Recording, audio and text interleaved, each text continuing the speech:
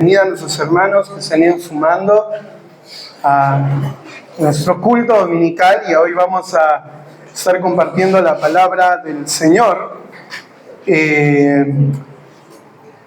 Antes de arrancar, quería hacerles recordar que estamos estudiando, ¿qué libro?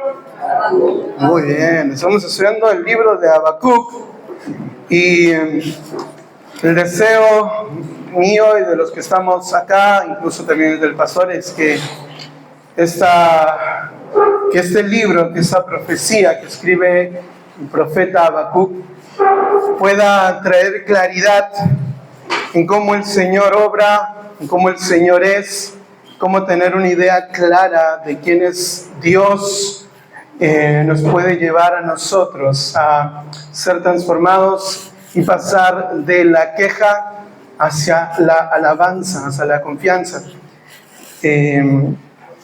Quiero alentarlos a que cada prédica, cada mensaje pueda ser los temas de conversación ahí en la mesa, en los almuerzos, en los desayunos, la cena, que puedan compartir aún con la familia, sentarse a ver lo que el Señor ha hablado, porque de eso se trata. Así crecemos como iglesia y probablemente habrán preguntas que surjan, dudas, así que ahí está nuestro hermano Edgar para responderles. Pero, querida iglesia, es un privilegio una vez más estar aquí al frente de ustedes y poder llevar ese estudio. El día de hoy vamos a estar hablando y meditando en los pasajes o en el pasaje de Habacuc capítulo 1 versículo 12 hasta el capítulo 2 versículo 1. Y esta división, recuerden que surge de lo que ya hemos venido hablando desde el primer día, una estructura basada en los diálogos que establece Habacuc con el Señor, con Dios, en donde él va a reflejar realmente una queja constante, un desacuerdo, pero no pensar únicamente que él está actuando por impulso, que él está actuando de una forma incrédula, sino que va a presentar una distinción entre lo que es la duda con la incredulidad como tal. Así que en esta mañana vamos a estar meditando en esos pasajes, pero me gustaría hacerles recordar que hasta este momento hemos estado observando ahí en el capítulo, en los primeros 4 versículos, cómo Habacuc observa la iniquidad de su pueblo y él se queja ante Jehová por su aparente silencio, ¿no? Dios no responde y él le dice: ¿hasta cuándo vas a ver toda esta situación y no haces nada? Encima me haces a mí ver iniquidad, ver el dolor, y pareciese que Dios está en silencio. La semana pasada nuestro hermano Edgar nos compartía la respuesta que le da Jehová.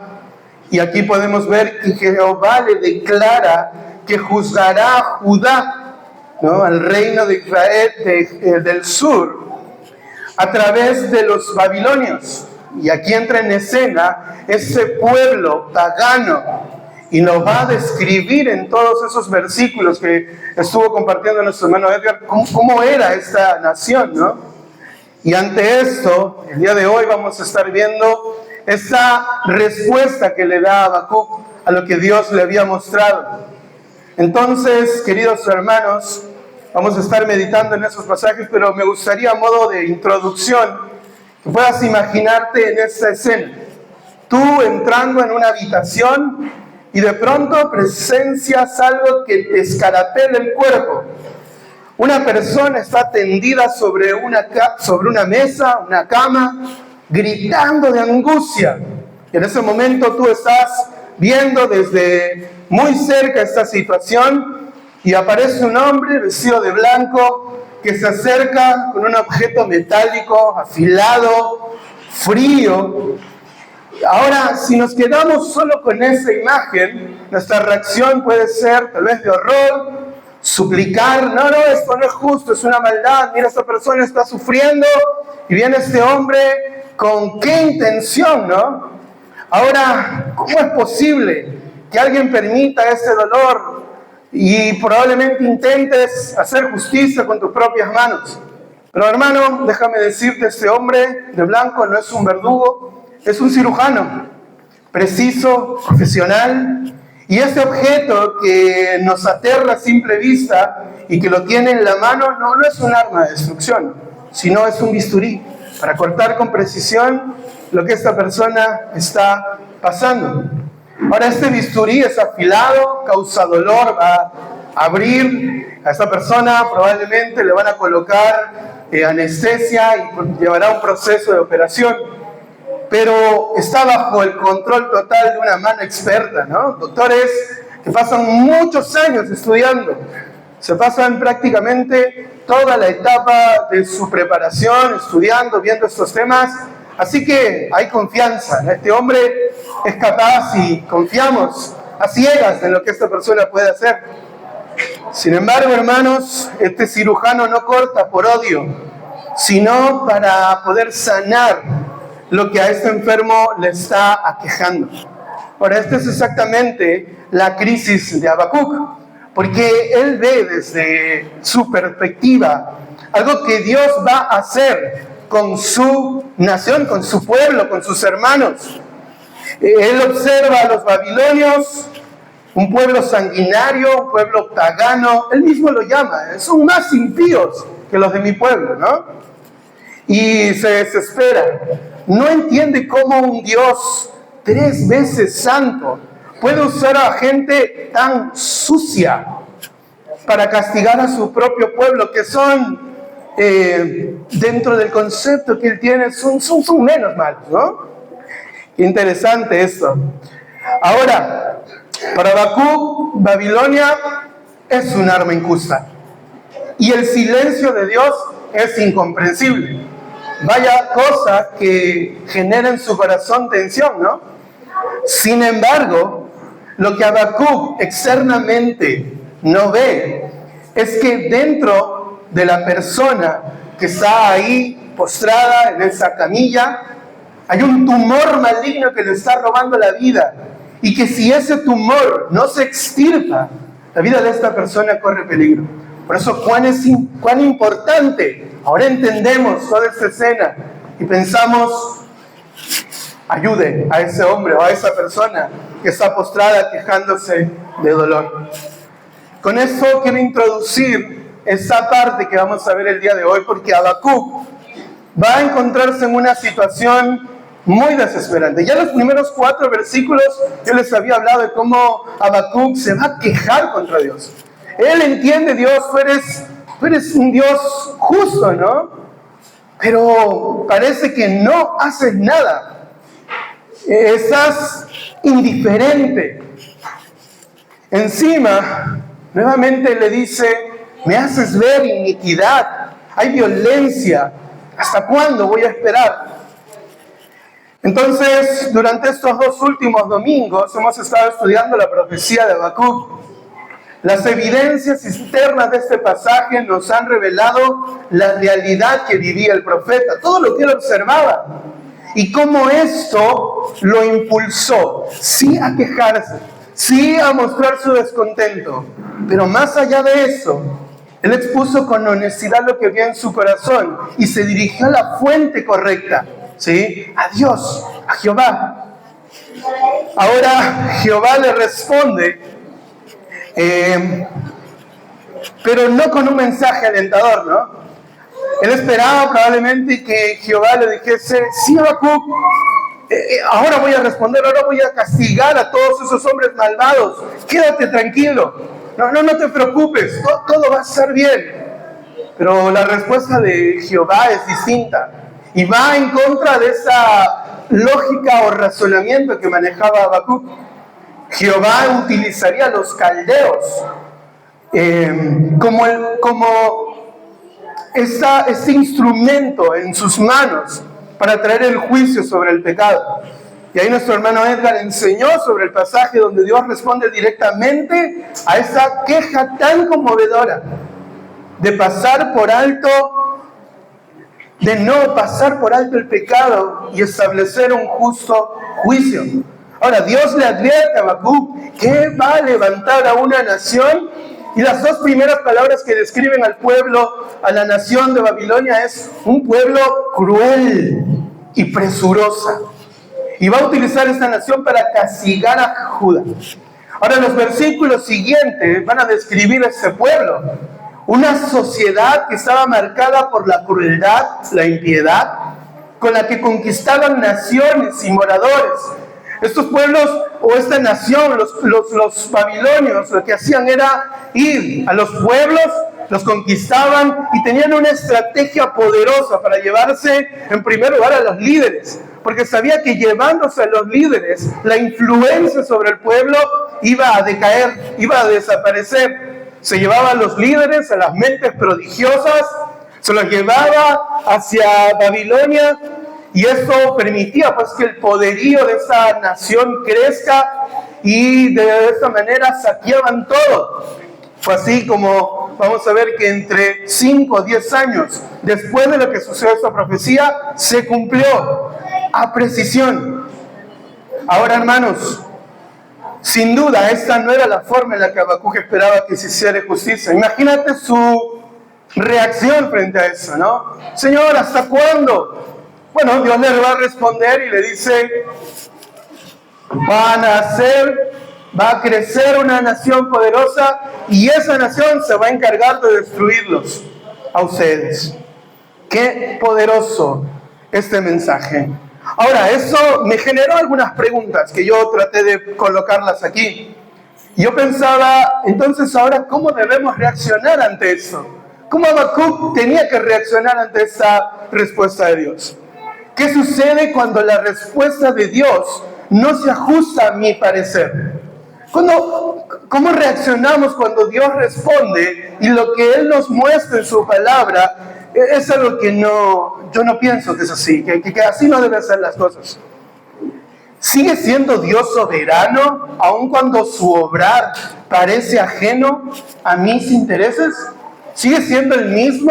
El Dios que he escuchado que dicen que es inmutable, que no cambia, pero parece que conmigo sí ha cambiado, porque ahora las cosas van de mal en peor, me he quedado sin trabajo, mi familia está pasando por momentos difíciles, la enfermedad está tocando la puerta de mi vida.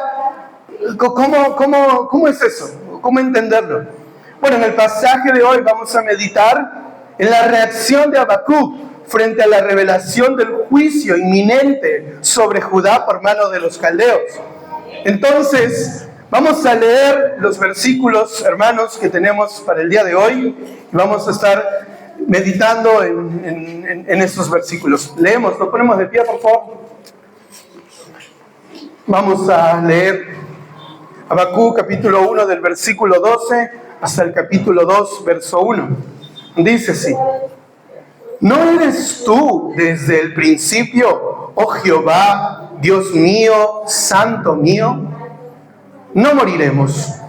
Oh Jehová, para juicio lo pusiste, y tú, oh roca, lo fundaste para castigar.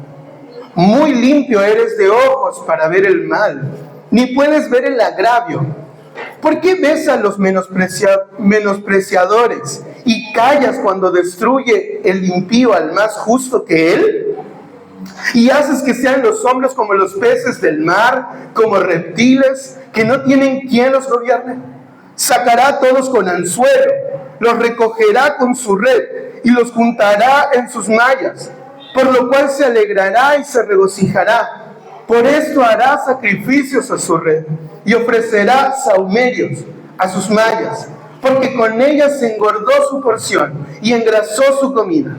Vaciará por eso su red y no tendrá piedad de aniquilar naciones continuamente.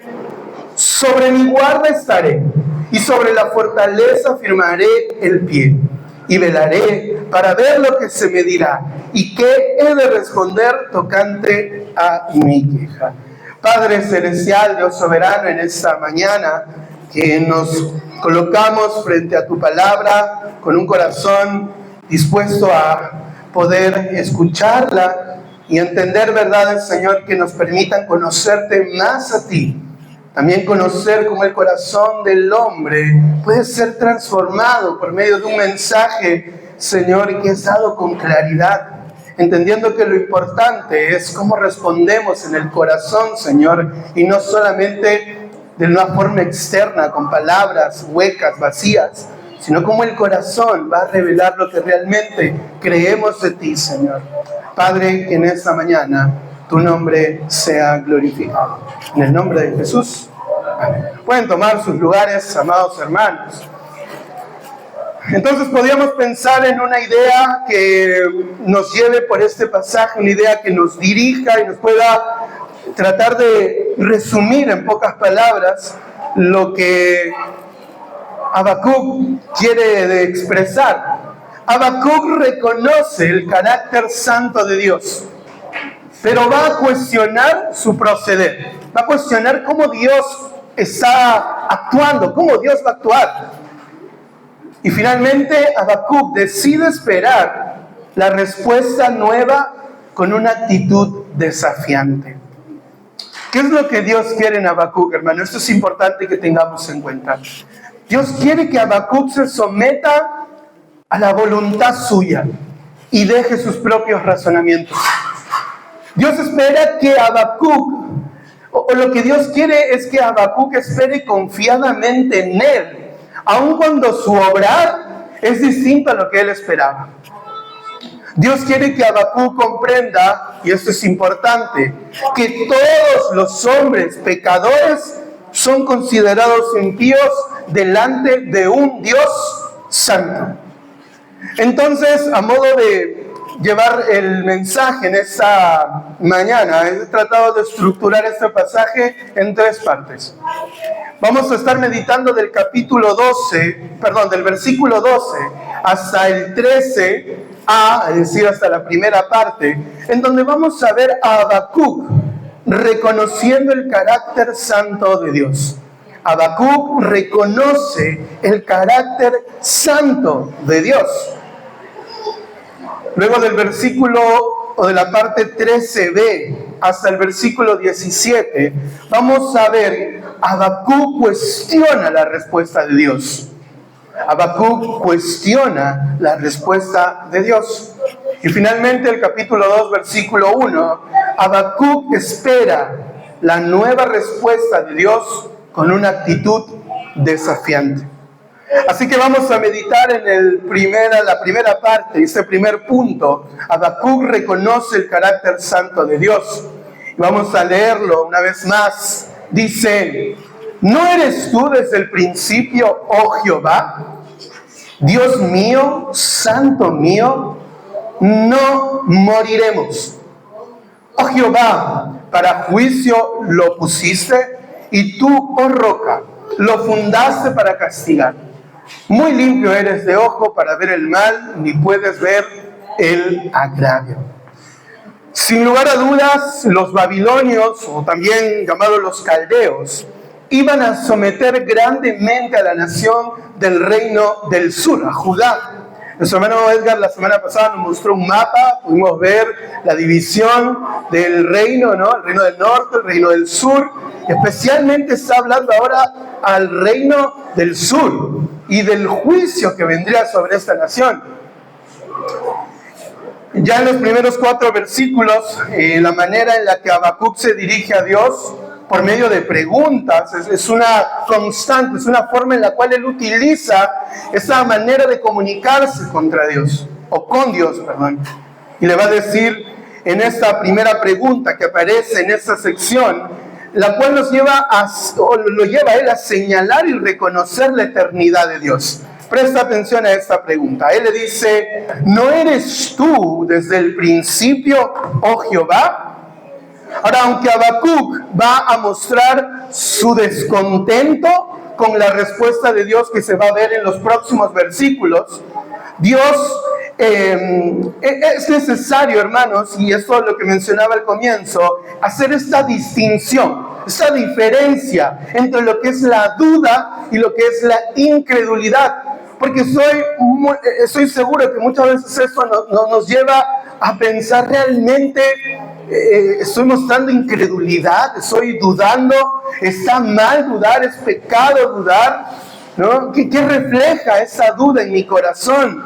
Y eso puede ser algo que no nos deje tranquilo y nos lleva a dudar de muchas cosas en nuestras vidas.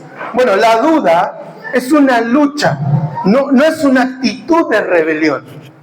La duda suele aparecer en el creyente, este creyente que quiere creer, pero se siente abrumado por las circunstancias o la falta de entendimiento. Por otro lado, presta atención a esto, la incredulidad es más que una duda intelectual. O sea, no se trata de que intelectualmente no creo, sino que tiene que ver con una actitud del corazón. Tiene que ver con una actitud de rechazo o desobediencia.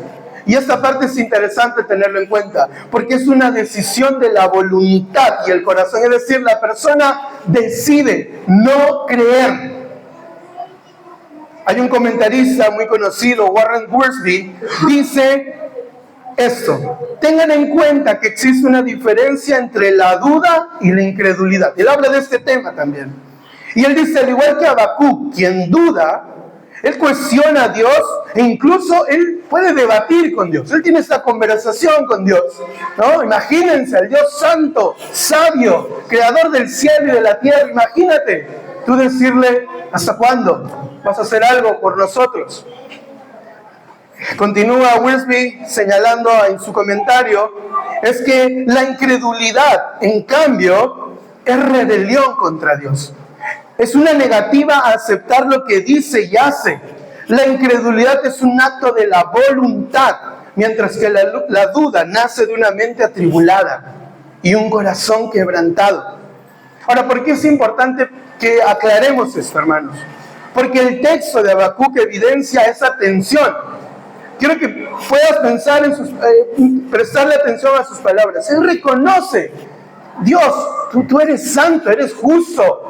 Eres un Dios desde la eternidad que controla todo lo que hay a nuestro alrededor. Y al mismo tiempo Él ve una sociedad inmersa en el pecado, con injusticia, dolor, el impío acechando al justo, ve injusticia por todos lados. Entonces eso genera una tensión en el corazón.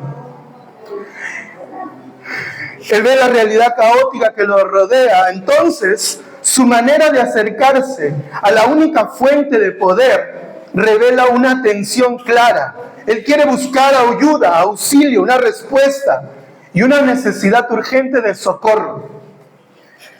Al preguntar, ¿no eres tú desde el principio, oh Jehová? El profeta reconoce algo importante, hermanos: la eternidad de Dios. Esa eternidad nos garantiza algo, hermanos. Aunque el presente sea convulsivo, sea caótico, sea algo que nos lleva, nos duele, ¿sí? El control de la historia no ha cambiado de manos. Dios sigue siendo el que tiene todo bajo control. Entonces, al declarar la eternidad de Jehová, Habacuc lo que va a hacer es afirmar que el juicio de los caldeos no es un evento del azar, ni es el final trágico. Ahí no se acaba la historia, sino es un proceso plenamente supervisado por Dios. No pensemos en un Dios que ve de repente una situación que sucede acá y ¡uy! ¿Qué pasó? Eso no tenía en mis planes. No pensémoslo así. Dios tiene el control de todo. Ahora, ¿esto cómo nos alienta a nosotros? Bueno, tener una perspectiva elevada de quién es Dios nos va a llevar a elevar nuestra mirada por encima de la crueldad inmediata. Entonces, cuando el creyente ve lo que vemos día a día, asesinatos, muerte, corrupción, personas siendo asesinadas todos los días por los motivos más absurdos que puedan existir, nosotros, cuando tenemos nuestra mente, nuestra mirada elevada en las cosas eternas, decimos, bueno, aún en medio de esta situación, Dios está obrando. Ahora, Esto nos permite, me permitía al profeta confiar en que el carácter santo de Dios trasciende el tiempo. Por tanto, el mal que parecía triunfar en ese momento tiene un límite establecido por aquel que es el principio y el fin. Ahora, esta es una pregunta retórica, ¿no? Es una pregunta que tiene una respuesta en sí misma. ¿No eres tú desde el principio, oh Jehová? Ahora, la respuesta que Dios le va a dar y la que todos podemos decir es sí. Sí, yo soy el Dios desde el principio, desde la eternidad, ¿no? Pero además el texto refleja la relación directa del profeta. Presta atención a estas palabras que se va a mencionar ahí. Él dice, ¿no eres tú desde el principio, Jehová? Y luego dice, Dios mío. ¿Y qué más? Santo mío. Ahora, el uso de esas palabras en el hebreo va a aparecer unas letritas, una letra al final, como una I, que va a reflejar la posesión, ¿no? Los sufijos posesivos en hebreo, que en español nosotros lo tenemos con esta palabra mi o mío. Son esos adjetivos posesivos, esos pronombres posesivos que nos van a mostrar no solamente un concepto abstracto de lo que pasa, sino que no es lo mismo decir el santo que mi santo. No es lo mismo decir el Dios que mi Dios. Esto nos va a mostrar una relación de cercanía, una relación que vincula a Dios con el profeta. Y qué precioso es verlo de esta manera, porque va a transformar estos conceptos abstractos en una declaración de pertenencia mutua. Dios no es solo el santo, sino Habacuc dice, es mi santo. Entonces podemos ver aquí esta claridad que tiene el profeta en cuanto a quién es Dios. Es eterno, es santo, pero es mi santo, es mi Dios. Ahora, inmediatamente después de esta declaración, aparece una manifestación de confianza. Y es sorprendente, porque él viene hablando acerca de Dios, él ha escuchado el juicio que va a venir, y ahora declara esto: no moriremos. El juicio, hermanos, era un juicio inminente. Como les dije hace un momento, esto que va a pasar aquí, que Dios describe en los versículos anteriores, se cumplió. Y vino la deportación. Muchos de ustedes conocen la historia de Daniel. Daniel fue uno de los primeros en salir en el grupo, porque era sin duda un joven excepcional. Y fueron llevando a los líderes, a las autoridades, y el pueblo fue llevado en 3 etapas. Todo el reino del sur fue llevado en 3 etapas. Saqueada, la ciudad destruida, así que hubo mucha muerte. Muchas personas murieron, fueron maltratadas. El templo destruido, todo lo que había ahí, terminado en polvo, tierra, ¿sí? La ciudad hermosa, pero ahora en destrucción.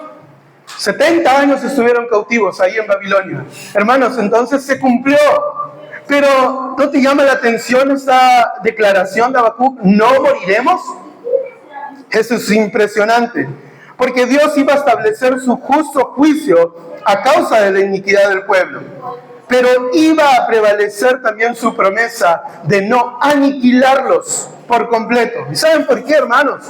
Porque en Génesis 3, capítulo 15, había hecho una promesa, ¿sí? Esta promesa que de la mujer, de la simiente de una mujer, nacería aquel que iba a vencer el poder de Satanás, el poder del pecado. Entonces, la promesa que Dios había hecho ahí en Génesis capítulo 3, verso 15, era algo que se tenía que cumplir, y la aniquilación completa de un pueblo iba a ser prácticamente que eso no se lleve a cabo.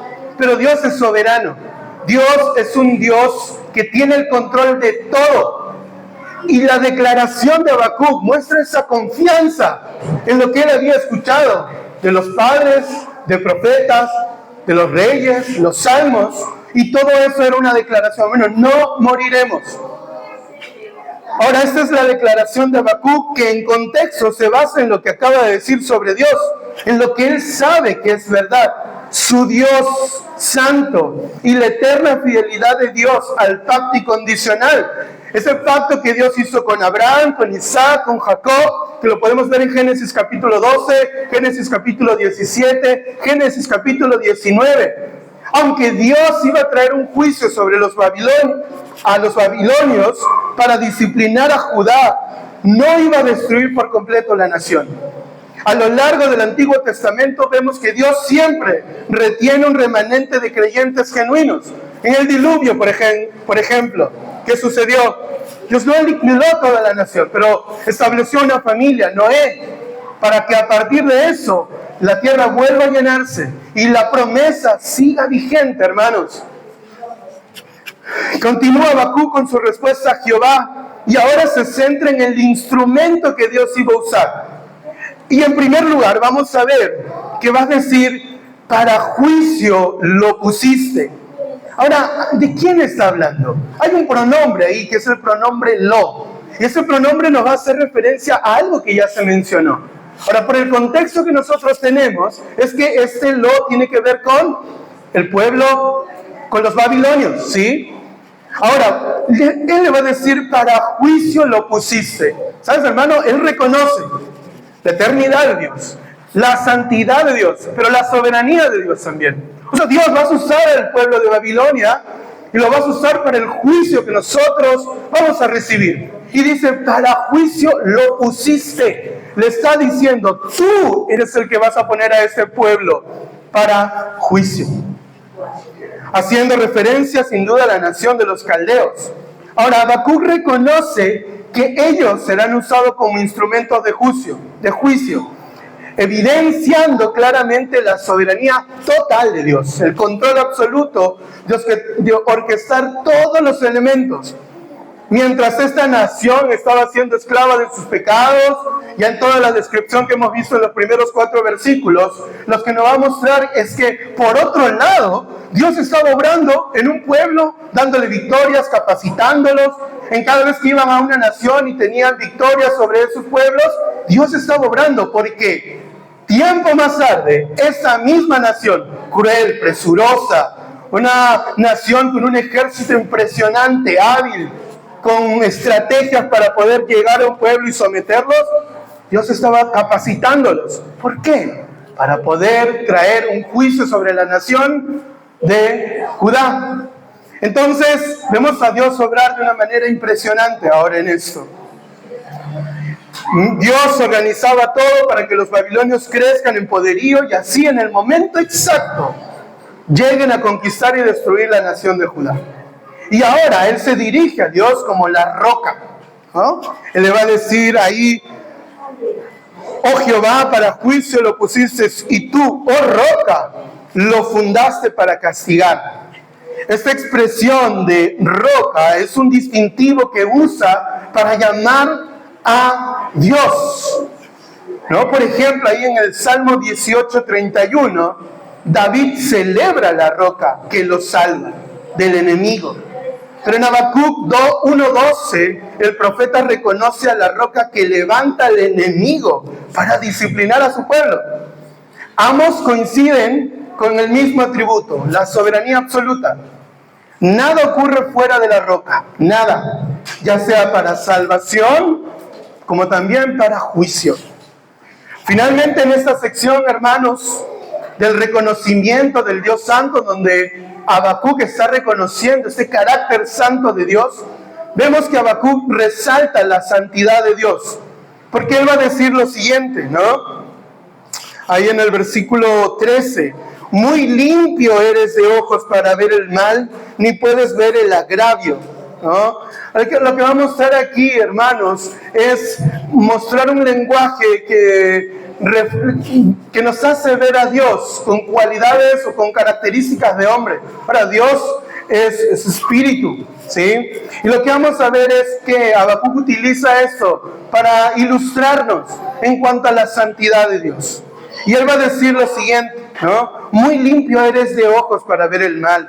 Habacuc está diciendo que la santidad de Dios no es solo una etiqueta, ¿no? Muchas veces nosotros decimos, bueno, Dios, ¿qué es Dios? Es santo, es justo, es amoroso, soberano. Y lo podemos recitar de memoria. Nosotros podemos hablar, podemos aún conocer esos conceptos. Pero me encantaba una frase que escuchaban o que trataba de leer en esta semana, es que cuanto más conozcamos de Dios, mientras más profundicemos en quién es Él, vamos a experimentar realmente esa transformación, esa manera de pensar, queridos hermanos. Porque solamente conocer esto no tiene ninguna profundidad en nuestras vidas. Porque ¿qué implica que Dios es santo? Bueno, hay una implicancia en cuanto a la santidad de Dios y su relación con el pecado del hombre. ¿Qué implica que Dios es soberano en mi vida? Bueno, podríamos decir, Dios tiene el control, Él me bendice, Él me da de todo, Él me da una familia, Él es bueno. Bueno, pero cuando hay dificultad, pareciese que este concepto del Dios soberano no cuadra, ¿no? Porque no puede ser justo que un Dios bueno, amoroso, permita que yo sufra de una enfermedad.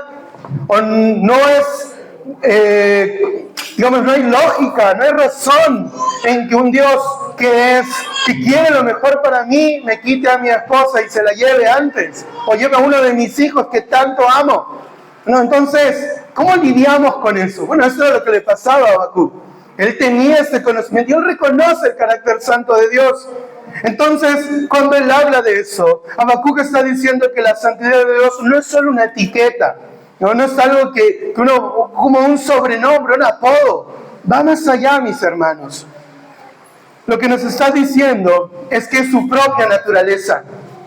Él es tan puro que por definición no puede soportar ni aprobar la injusticia.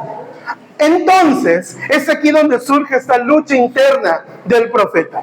Ahora, si Dios es la roca soberana, que tiene todo bajo control, y a la vez es tan santo que no tolera el pecado ni puede ser indiferente al pecado, ¿cómo es posible que guarde silencio mientras una nación tan perversa como Babilonia devore a una más justa que ellos?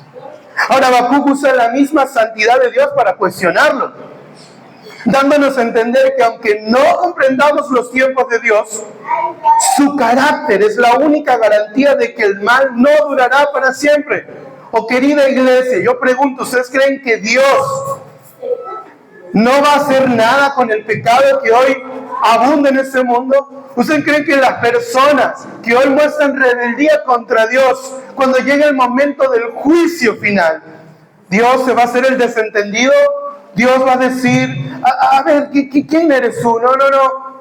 Dios va a hacer juicio contra todos aquellos que vivan en pecado y aquellos que rechazaron el mensaje de la salvación, aquellos que escucharon muchas veces el evangelio, pero su corazón mostró esa incredulidad, no duda, sino una incredulidad. Es una actitud voluntaria del corazón, de decir, es lindo lo que me hablas de Cristo, de su poder, pero en mi vida no. Este tiempo no es el tiempo correcto.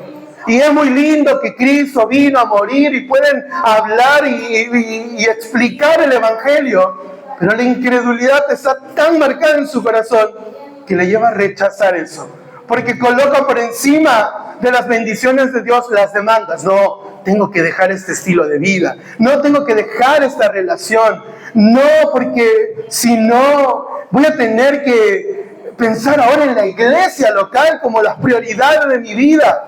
Y no lo puedo. No. Además, este estilo de vida de pecado me gusta, me agrada, ¿sí? Tal vez alguien no lo pueda decir abiertamente. No, yo amo mi pecado, amo vivir en la fornicación, en el adulterio, en la mentira, en esos pecados. Nadie lo dice así. Pero con los actos se refleja lo que realmente tu corazón ama. Así que, hermanos, Dios no va a ser tolerante con el pecado, con el pecador. Entonces, su carácter es la única garantía de que el mal no durará para siempre. Y esto último es lo que nos debe llevar a la confianza absoluta, hermanos. Dios no es indiferente al pecado, pero lo que Él desea es que no busquemos maneras de encontrarle un sentido a su forma de obrar. No está en que, a ver, Dios está obrando así, no me parece que tenga que ser así. Dios, yo en tu lugar, yo lo haría distinto. Yo en tu lugar pondría en Perú un presidente justo. Pondría en el Perú un presidente honrado, no estos hombres. Bueno, y la Biblia nos manda a someternos a nuestras autoridades, a honrarlos, a orar por ellos. Entonces, Dios no quiere que busquemos maneras de encontrarle un sentido a su forma de orar. Ahora, hermanos, con esto quiero ser muy cuidadoso. Eso no quiere decir que nosotros estudiemos la palabra de Dios, que profundicemos en ella, que defendamos la verdad, que nos preparemos, que crezcamos en el conocimiento de la palabra. Porque no es que tiene que haber ignorancia. Y todo lo que te dicen desde el púlpito, bueno, sí, así es verdad. Porque hoy, como esta situación, muchas iglesias están siendo engañadas por hombres que no enseñan la verdad. Y llamando solamente a alentarte, sí, vamos, adelante, tú puedes, hazlo, todo está en ti, todo depende de ti. Pero la palabra de Dios relegada, ¿no?, al último. Ahora, hermanos, queremos encontrar entonces en este primer punto en cómo Habacuc reconoce el carácter santo de Dios. Es que Dios no es indiferente al pecado. Él no desea que nosotros busquemos maneras de razonar, buscarle lógica a lo que Él hace, porque Él es eterno, Él es soberano, justo. Él conoce los tiempos. Nosotros no. Nosotros no sabemos qué va a pasar mañana, ni pasado. Pero Él sí. Él sabe todo. Él sabe lo que es mejor para su pueblo. Incluso cuando se trata de un juicio, Él sabía que era lo mejor para el reino del sur. Ahora, Salmo 5:4 nos da un recordatorio de esto y dice: porque tú no eres un Dios que se complace en la maldad. Dice: el malo no habitará junto a ti. Los insensatos no estarán delante de tus ojos. Aborreces a todos los que hacen iniquidad. Destruirás a los que hablan mentira. Al hombre sanguinario y engañador abominará Jehová. Entonces, en este primer punto, hermanos, Habacuc reconoce el carácter santo de Dios y lo va a expresar abiertamente, pero ahora Habacuc va a cuestionar la respuesta de Dios. Y aquí se logra ver la tensión que hay. Tú eres santo, eres eterno, eres justo. Tú pones a ellos para que hagan juicio. Tú los fundaste, le está dando todos los créditos a Dios en cuanto a la nación de Babilonia. Pero ahora, en este pasaje que es un poquito más extenso, dice lo siguiente. Pregunta, ¿no? ¿Por qué ves a los menospreciadores y callas cuando destruye el impío al más justo que él? Y haces que sean los hombres como peces del mar, como reptiles que no tienen quien los gobierne. Sacará a todos con anzuelo, los recogerá con su red y los juntará en sus mallas, por lo cual se alegrará y regocijará. Y por esto hará sacrificios a su red y ofrecerá sahumerios a sus mallas, porque con ellas engordó su porción y engrasó su comida. Vaciará por eso su red y no tendrá piedad de aniquilar naciones continuamente. Ahora, en esa sección, Habacuc pasa de reconocer el carácter santo de Dios a cuestionar su respuesta. ¿Qué respuesta? Bueno, la que él muestra en los versículos del 5 al 11 del capítulo 1. Las preguntas formuladas no están aisladas de la percepción que tiene el profeta acerca de Dios. Él reconoce que Dios es santo, que Él no se complace en la maldad, pero al mismo tiempo le pregunta por qué calla ante los menospreciadores. O sea, ¿por qué no interviene cuando el impío destruye al más justo que él? Hasta este punto, Dios no ha respondido al por qué. ¿Ustedes se dan cuenta? Dios no le responde al por qué de su aparente pasividad frente a la injusticia que rodea a Habacuc y a la nación. Ahora, pregunto yo, iglesia, ¿podría Dios darle una respuesta clara y contundente a Habacuc? ¿Podría Dios decirle a Habacuc: bueno, mira, te voy a responder por qué muestro este aparente silencio? ¿Le podría Dios responder? Ciertamente, claro que sí, Dios lo puede hacer. Pero hermanos, la intención de Dios busca ir más allá. Él está trabajando en su corazón. Él no quiere responderle las preguntas intelectuales, su razonamiento de Habacuc. Porque Dios puede dar la respuesta, pero lo que quiere trabajar es en el corazón del profeta, para que comprenda que como todopoderoso que es Dios, Él controla absolutamente todo. Y su soberanía le permite ver más allá de la limitada percepción que todos tenemos, esa percepción humana de las cosas. No podemos ver más allá. Pero cuando vemos a Dios, entendemos Él es soberano, Él es justo. Sus promesas son eternas. Entonces descanso en eso. Entonces eso es lo que quiere trabajar en el corazón del profeta. Por tanto, el texto sugiere que confiar en Dios es una necesidad basada en su autosuficiencia y en su conocimiento de que lo que es mejor para su pueblo es esa la voluntad de Dios. Entonces, ante las evidencias de su carácter, de lo que Habacuc ha reconocido, lo que él debe hacer es depositar su confianza plena y obedecerle en todos sus caminos. Seguimos con los cuestionamientos, y otro de los cuestionamientos que Habacuc sugiere, que Dios ha dejado a la humanidad en la deriva. Y tal vez ese es el momento en donde Habacuc le va a dar una explicación más extensa y más detallada, para que podamos entender cómo él percibe a los hombres. Se entiende de hombres y mujeres, ¿no? Entonces, él dice, bueno, ahora los hombres, la humanidad se ha convertido como presa fácil de los enemigos. Y va a utilizar una metáfora de la vida silvestre. Vamos a leer ahí, dice, versículo 14. Y le dice, y haces que sean los hombres como los peces del mar, como reptiles que no tiene quien los gobierne. Qué imagen tan ilustrativa, ¿no? Muchos de nosotros estamos familiarizados con la pesca y cómo es que se realizan esas pescas. Hay diferentes formas. A mí me llama muchísimo la atención, por ejemplo, esta pesca en donde hombres con sus redes se meten hacia el mar. Tienen que caminar profundo hasta cierto lugar, establecer ahí el peso para sostener la malla, y de pronto lo estiran, esperan un tiempo, y cuando comienzan a sacar, está llena de peces y tienen un día fructífero. Entonces uno ve la pesca de esa manera y es interesante como jalan y van contentándose, alegrándose, y no es que solamente sale una variedad de peces, lo que pase. Los cangrejos, mariscos, peces, salen todos, los tiene ahí y todos fueron capturados. Pero hay pescas masivas, ¿no? En alta mar, grandes embarcaciones que no pescan tirando un cordelito y van sacando, ¿no? Maquinarias pesadas, grandes, y de pronto sacan todo. Ahora, hermanos, es interesante porque lo que va a hacer Habacuc es va a mostrar esta perspectiva de cómo ve al hombre, ¿no? Y le dice a Dios, tú haces a los hombres ahora estar en esta condición, que sean presas fáciles de sus enemigos. Utilizando esta metáfora, el profeta presenta al ser humano en un estado de vulnerabilidad. No hay quien los gobierne, no hay quien cuide de ellos, no hay a quien ellos tengan que rendir cuenta.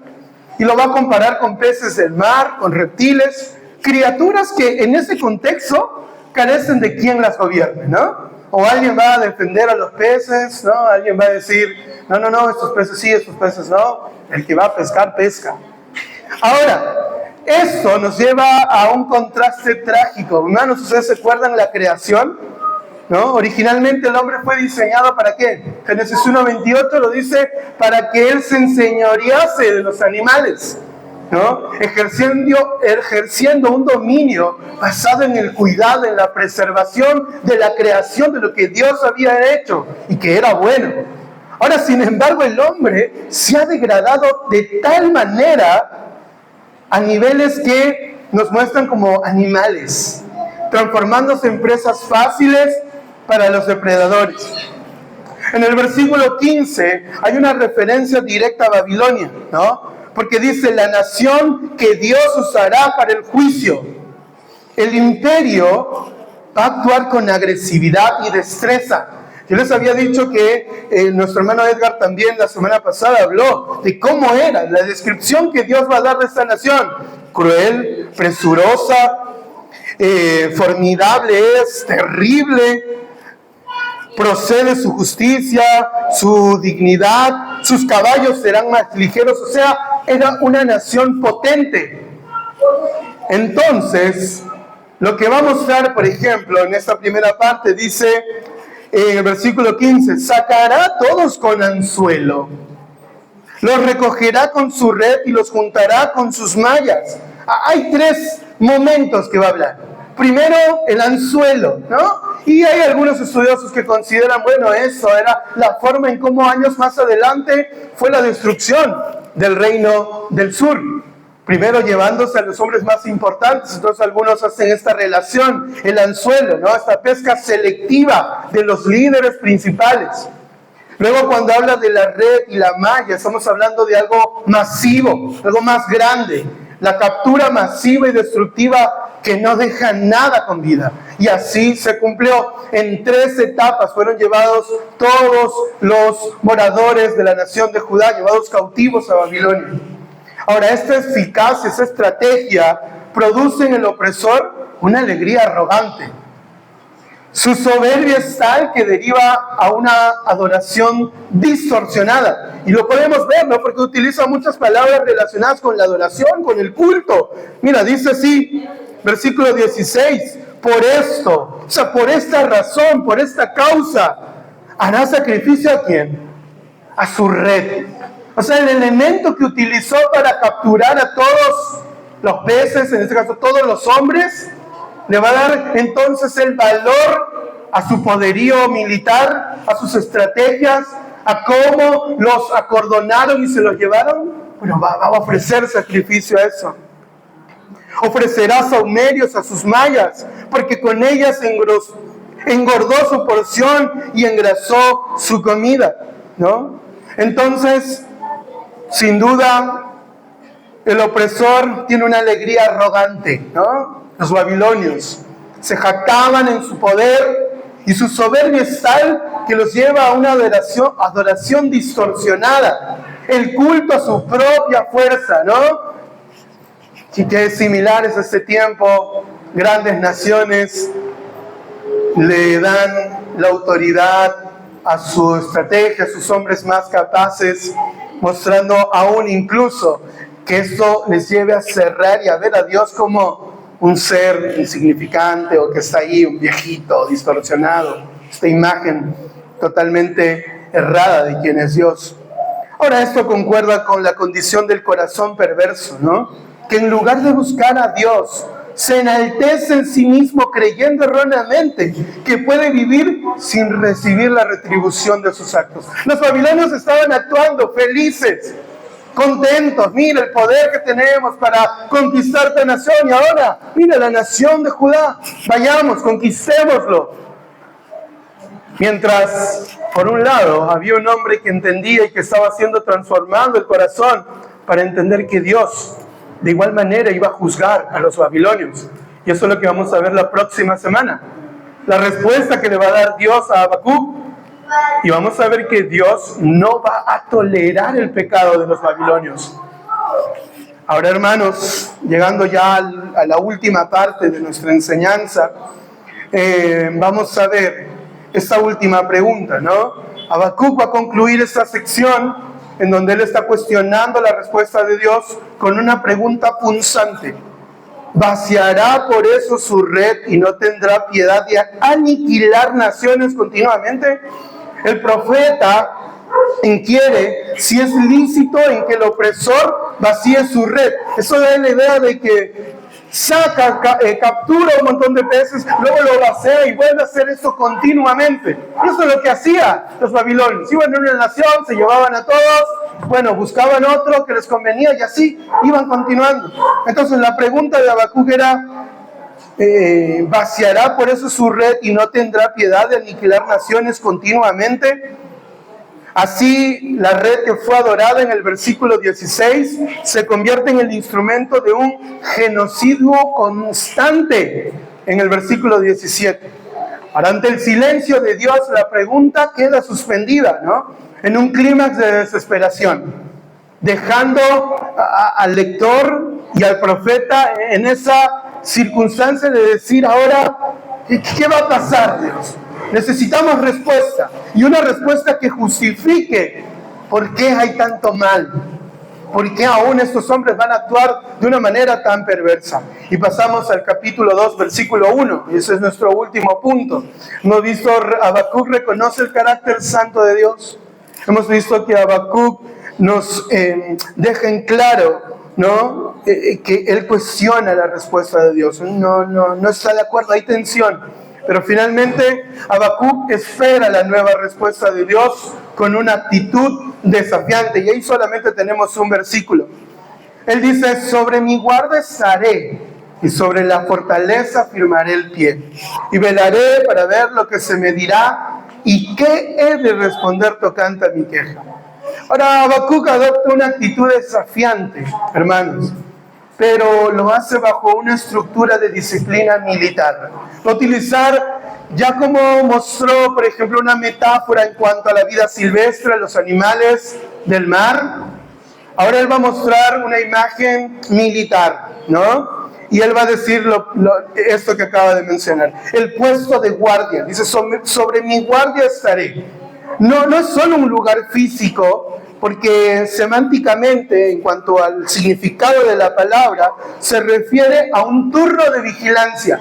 La nación, por lo general, tenía una torre alta en donde podían ver, hay un centinela, una persona que vigilaba, y cualquier situación de peligro tenía que alertar al pueblo para prepararse y hacer frente al ataque del enemigo. Entonces él va a decir lo siguiente, ¿no? Habacuc se ve a sí mismo como un vigilante, como un centinela, cuya única misión no es quitar los ojos del horizonte hasta que venga la respuesta. Él está esperando, a ver, ¿de dónde va a salir la respuesta? ¿De qué momento va a aparecer eso? Luego él habla, y sobre la fortaleza firmaré el pie. Y esta palabra suele referirse a una torre, lo que les mencionaba. Una torre de asedio o un muro defensivo. Entonces, al plantarse en ese lugar, al pararse allí, Habacuc está diciendo, no me moveré de aquí, no importa cuánto tarde Dios en contestar. Es una resistencia espiritual ante el silencio divino. Y luego él dice, y velaré para ver lo que se me dirá. Ese verbo velaré tiene que ver con vigilar. Y la forma en la que está escrito en hebreo nos muestra un verbo que describe una acción constante. No es un momento nada más que me paro, a ver, no hay nada, me voy. Sino que está ahí parado, esperando constantemente, probablemente tiempo, días. Ahora es una actitud vigilante que busca señales de humo, algún movimiento de tropas, sonidos. No es una espera pasiva, no es que está descansando, durmiendo, a ver qué pasa, o me voy, me descuido. No, estoy ahí, nada me va a mover. Entonces es un acecho a la respuesta de Dios. Queridos hermanos, vemos ahí claramente, después él continúa y dice, y velaré para ver lo que se me dirá y qué he de responder tocante a mi queja. Dios iba a responder. Entonces Habacuc no huye de Dios por la duda, hermanos. Él se acerca a Dios a través de la vigilancia. Su desafío no es de rebelión, sino de una demanda de justicia. Y Dios, en su misericordia que se renueva cada mañana, le va a dar una respuesta a Habacuc. Le va a decir a Habacuc, ahora escúchame, esto tengo para darte. Y la próxima semana estar compartiendo con nosotros un hermano, y va a ser importante que vayamos leyendo, adelantándonos, familiarizándonos con el pasaje y entender cómo Dios no va a cuestionarlo a Habacuc. Podría hacerlo, podría aniquilar su vida, dejarlo ahí en el olvido, pero el Señor tiene un plan para Habacuc, para su pueblo. Queridos hermanos, Habacuc deja de ser un lamento quejumbroso, de queja, para convertirse en un vigilante decidido a esperar. Va a utilizar este lenguaje militar para establecer que su búsqueda de respuesta es ahora un combate de fe, una actitud desafiante. Se planta en su torre de guardia espiritual, negándose a aceptar el silencio como una respuesta definitiva, esperando el veredicto de Dios. ¿Qué tiene Dios para decirme? Finalmente, hermanos, quiero mencionar algunas ideas de este pasaje que nos llevan a pensar en Cristo, en cómo podemos ver a Cristo en toda esta enseñanza. Bueno, la actitud de Habacuc fue la de cuestionar lo que Dios había determinado como parte de su voluntad. Pero sabemos, hermanos, por Filipenses capítulo 2, del 8 al 11, es que Cristo se humilló en su condición de hombre y se hizo obediente hasta la muerte de cruz, siendo Cristo el Hijo de Dios, Dios mismo, que vino a este mundo para salvar y buscar lo que se había perdido. A Él no le importó y fue hasta la cruz para morir. Fue obediente. Ahí en el huerto de Getsemaní, Señor, no se haga mi voluntad sino la tuya. Esa es la actitud del creyente. En medio de estas situaciones, decir, Señor, que no se haga lo que yo quiero, que se haga lo que tú quieres. Y si esta situación me va a llevar a humillarme, me va a llevar a estar en una condición en donde busque continuamente a ti, Señor, eso es lo mejor, es lo que quiero. Ahora el Señor puede sin duda traer victoria, traer sanación. El Señor es un Dios de milagros. Él lo puede hacer, hermanos. Pero también pensemos en ese otro aspecto de su obrar. La pecaminosidad del hombre. Habacuc tenía esta idea, ¿no? Los babilonios son más injustos, ellos son perversos. Pero Habacuc en los primeros 4 versículos nos hablaste de tu nación perversa, mala. Estás haciendo una distinción. Sería bueno entonces que como iglesia pensemos en eso, ¿no? A veces pensamos que los demás o otras personas son más pecadores que nosotros o menos y tratamos de hacer jerarquías, ¿no? O poner niveles. Queridos hermanos, la pecaminosidad del hombre nos va a mostrar, por ejemplo, en Romanos 3:23, todos pecaron y por lo tanto están destituidos de la gloria de Dios. La universalidad del pecado, todos son pecadores. Jeremías 17:9 nos va a hablar del corazón, la corrupción interna. ¿Qué dice? El corazón, engañoso es el corazón más que todas las cosas. Y además añade una palabrita más y dice que es perverso. ¿Quién lo conocerá? Salmo 51:5, el rey David dice: aquí en maldad he sido formado y en pecado me concibió mi madre. Ese pecado, la naturaleza pecaminosa, caída desde la formación del ser humano. Y Isaías 64:6 dice: si bien todos nosotros somos como suciedad y todas nuestras justicias como trapo de inmundicia. Hermanos, no hay nada bueno en el hombre sin Cristo. Pero por otro lado, ¿cómo eso conectamos con Cristo? Bueno, Cristo, la Biblia nos enseña de la impecabilidad de Cristo. Él no pecó.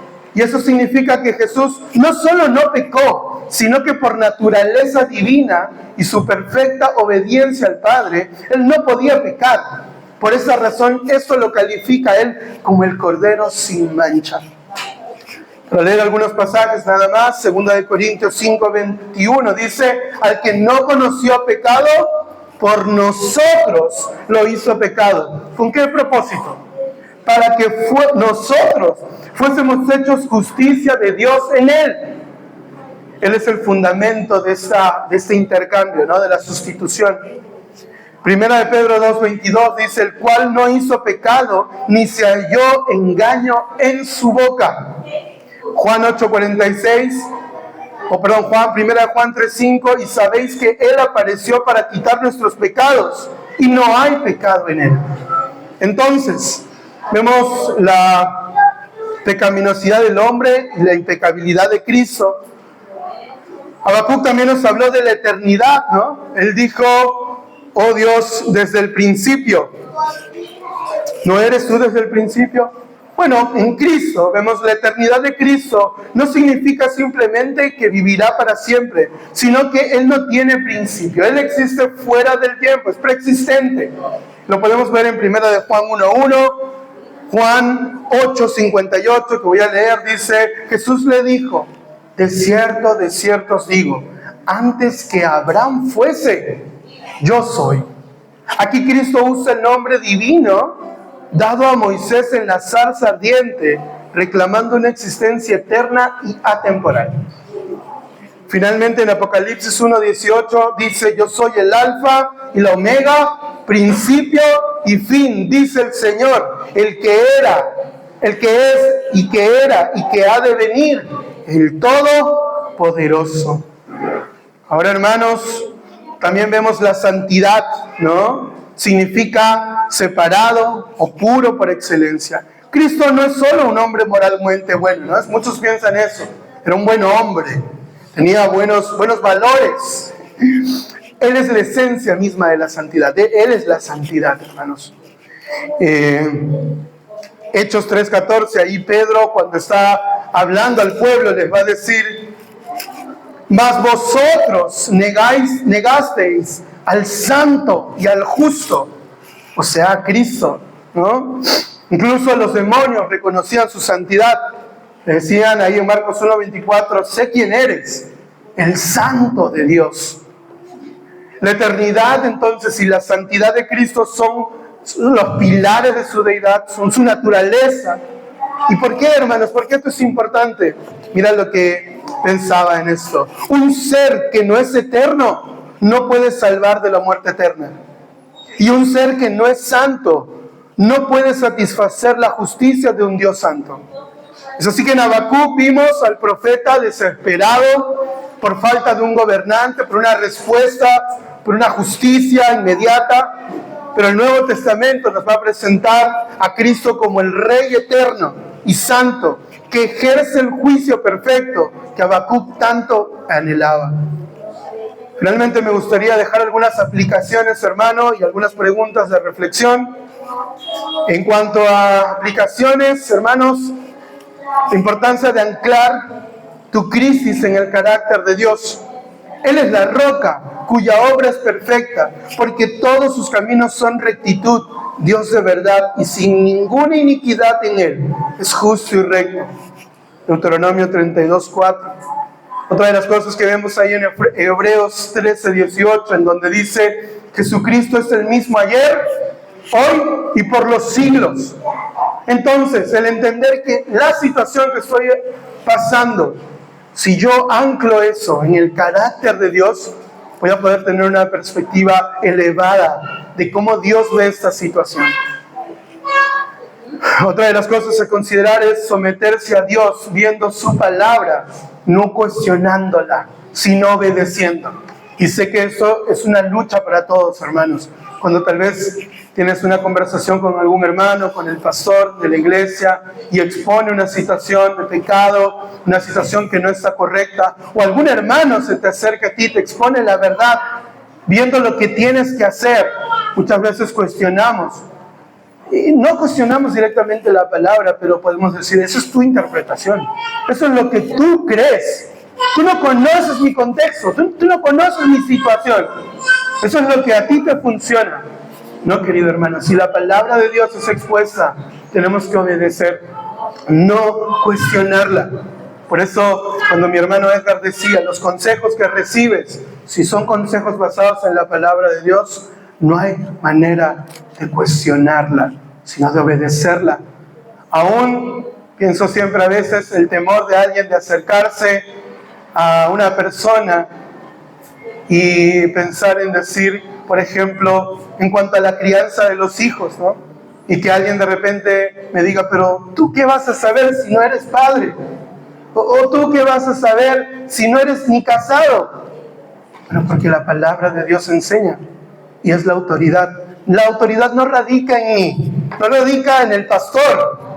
La autoridad radica en lo que decimos sobre la palabra de Dios, ¿no? ¿Qué me vas a dar consejo tú si no tienes esposa? ¿No sabes lo que es vivir el matrimonio? Es cierto, hay una desventaja para alguien que es soltero, pero la palabra de Dios capacita a todo aquel que ha ido a Cristo, lo capacita con la verdad para poder acercarse y hablar de esto. Y Habacuc lo hace, él entiende, escucha la palabra de Dios, pero hay esta tensión en su corazón. Entonces someterse a Dios viendo su palabra, no cuestionando, sino obedeciendo. Romanos 9:20, más antes, oh hombre, ¿quién eres tú para que alterques con Dios? Dirá el vaso de barro el que lo formó, ¿por qué me has hecho así? Por último, hermano, la duda en la crisis no debe llevar a vivir vidas de espalda a Dios, sino a una vida con humildad, en dependencia, y esto último es importante, en vigilancia. Así como terminó este pasaje en Habacuc, estando ahí en la torre, esperando la respuesta de Dios. Cuando no entiendes lo que Dios está haciendo, querido hermano, mi consejo y mi ánimo, no dejes de orar, no dejes de faltar a la iglesia, porque a veces pensamos, la crisis nos lleva a momentos en donde estamos tristes, donde no tenemos ganas, y de pronto no vienen los hermanos a la iglesia y les preguntamos y estoy mal, estoy triste, amanecí sin ganas, no tengo ganas de ir a la iglesia. Es más, no tengo ganas de compartir con mis hermanos. No me preguntes, no quiero responderte. Entiendo, hermano, por lo que puedes estar pasando. Puede ser una situación que a nosotros o a mí personalmente me toque pasar y no tenga ganas de que me pregunten por qué, para qué o animarme. Pero hermanos, la duda en la crisis no debe llevarte a vivir a espaldas de Dios, sino a una vida en humildad. Que a un hermano se te acerca y agradezcas por lo que su intención, por lo que te está preguntando. Aún si te dice algo que de repente no te agradó, pero verlo de la forma en como Dios miraría eso. En dependencia al Señor, a su palabra y en vigilancia. Al contrario, hermano, aumenta tu tiempo de estudio.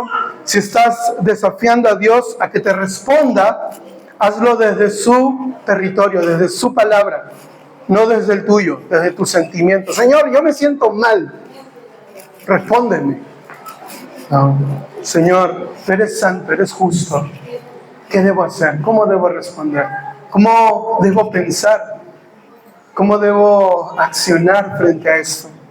Finalmente hay algunas preguntas. Manuel Luis, ¿parece? Cuando estás pasando por el valle de sombra, ¿qué es lo primero que confiesas? ¿Lo angustiante de tu problema o te centras en la inmutabilidad de Dios, que Él no cambia? ¿Estás buscando respuestas que satisfagan tu lógica humana? ¿O estás buscando una palabra que demande tu obediencia, hermanos? ¿Estás esperando que Dios te hable a través de tus sentimientos cambiantes? Hoy me siento feliz. Bueno, mañana digo, no, hoy me siento mal, desanimado. Entonces, ¿qué me querrá decir Dios con eso? No, hermanos. Debemos, la pregunta continúa, o estás anhelando su respuesta por medio de su palabra, que es viva, que es eficaz. Por último, una pregunta bastante confrontante: si Dios decidiera no explicarte el porqué de tu crisis, no quiere responder, no lo va a hacer, pero te garantiza su presencia en ella, ¿sería eso suficiente para que dejes de altercar, de discutir, de reclamarle a Él? Hay una frase que me gustó, un comentarista que decía lo siguiente, y con esto termino: la fe no es la ausencia de preguntas, sino la decisión de esperar las respuestas en el lugar correcto, a los pies de Cristo. Vamos a orar, hermanos. Padre Celestial, en esta mañana, Señor, tú has hablado a nuestras vidas. En primer lugar, Señor, hablando a mi corazón, mostrándome, Señor, cuán negligente puedo ser muchas veces en los momentos de crisis, de dolor, en pensar más en mí y no en tus intereses, Señor. Y como iglesia, Padre, queremos que tú sigas haciendo, Señor, tu obra por medio de la predicación fiel, por medio de la relación los unos a los otros, por medio, Señor, de los medios de gracia que tú has dispuesto para que tu iglesia pueda crecer, la enseñanza, la oración, la comunión unos con otros, Señor.